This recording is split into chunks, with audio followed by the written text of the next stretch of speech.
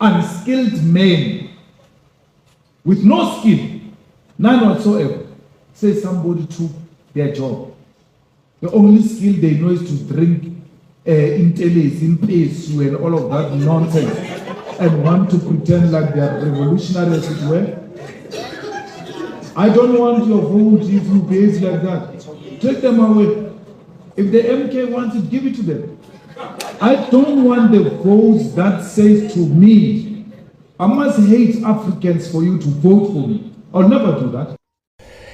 Cha nginibingelele bafowethu ake ngiphinde nginamukele nje kuyona i-channel la sikhuluma ngalolu daba noma ngale video esiyibonayo la.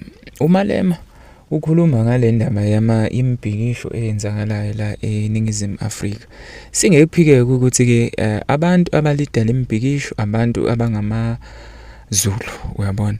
So yena vele siyamazi ukuthi into ethinta ke uZulu akahambiselani nayo futhi ke nje akaza ayisupport nangaphambilini.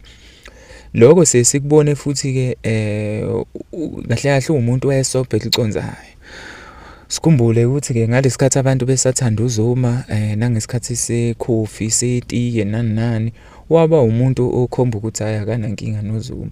Kodwa indlela emcindezela ngayo nangalezi ayikhathi yayikhomba khona ukuthi hayi cha bandla umuntu ongumZulu akamfuni noma mbone. Ake sidlulele phambili ke kodwa ke sikhulume nangayo lento nje njengoba ke injalo sinamathele nje kuyona ngqo.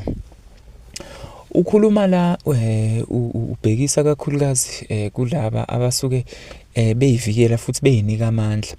Uyabona ke umuntu maye esuke ekhothintelezi noma esuke engizothi echela ihawu lakhe noma enza lokho asuke kwenza kuyinkolelo yakhe lo awukwazi ukwenza inhlekisa ngaleyo nto leyo.